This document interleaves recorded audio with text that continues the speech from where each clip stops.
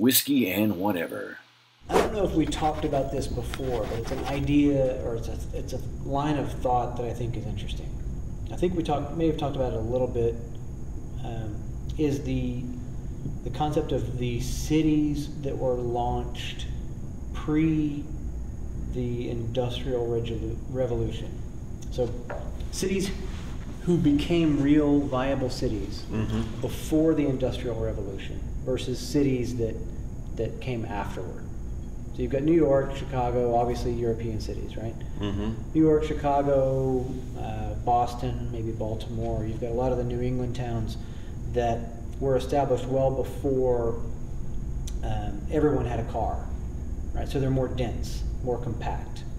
And the people who live there obviously enjoy that for the most part, but I think the city itself benefits from that density in a way.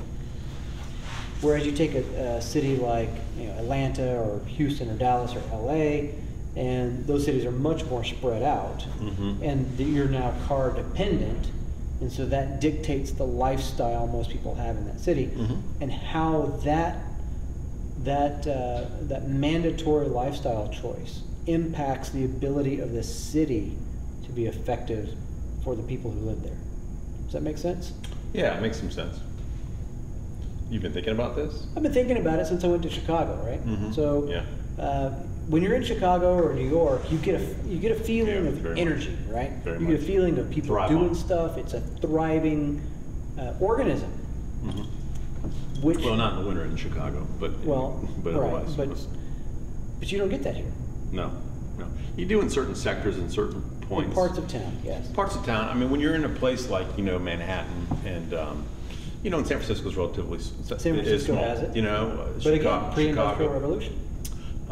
You can go from neighborhood to neighborhood, area to area. It's easily get there. So in bigger cities, like if you're in Dallas, Dallas, that metroplex, it's spread out. Same thing here in Atlanta, the perimeter, it's spread out. And there's some nice things about that, but a lot of times, and you're dependent upon automobiles and you don't have good public transportation. You've got adequate at best. Well, we don't. No, we don't. But we could say it's better than some other places. So I mean, it's better than Columbus, Ohio. So it's better than places that don't need it. Probably better than Houston. I mean, I don't. It's been a while since I've been Houston, bopping around Houston. But anyways, the point, and that's a very spread out city. It's a sprawl. Yeah, I try to avoid Houston for that purpose. So so you really can't get from neighborhood to neighborhood as conveniently as you'd like, and then you're dependent upon cars. Services like Lyft and Uber are helping because you can go and have a good time. I mean, you're legally drunk if you have a drink.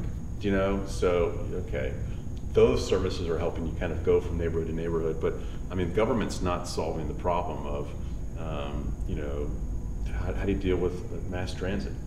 I mean, we're more disconnected in a lot of our cities than ever, and that's kind of a shame. And it really kind of hurts commerce because I'd like to go to other neighborhoods. I'm like, it's a little too far. It's a pain in the ass to get there. Pain in the ass to get back. Exactly. There's too much traffic.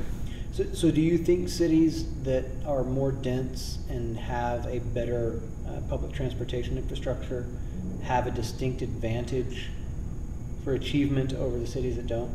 I don't know. That's a good question. I think it depends probably on what your business or industry is, what's important to you, what you value.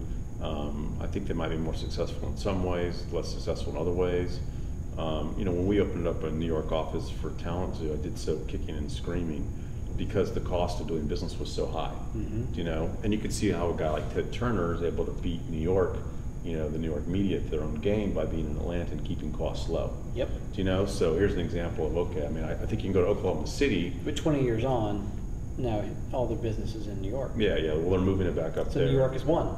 In the long game, New York won that fight. Yeah, I mean, I'd say yes and no, maybe. I mean, I could argue different points of that no, maybe. But in the end, the jobs will go there. We'll lose jobs here.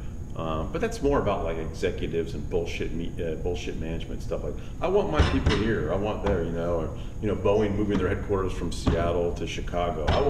Some CEO wants to live there. And you see major business decisions made because some jackass wants to live in Phoenix. Yep. It's like, what the fuck? I mean, it's like you're moving the whole headquarters. I mean, I've been... Yeah, you're moving thousands of people. Yeah. Because you like that golf course. Yeah, I've been shocked to Yep. be privy to some things that, you know, like, you gotta be kidding me. I mean, that's how the decision was made. They say that's why Athena Health is in Ponce City Market. That's what Alpharetta's excuse was for losing Athena to Ponce City Market. Was because somebody wanted to be in town? Because the CEO wanted to be closer to the office. Yeah. Went down at all. But get this, Athena Health CEO lives in Boston. Whatever.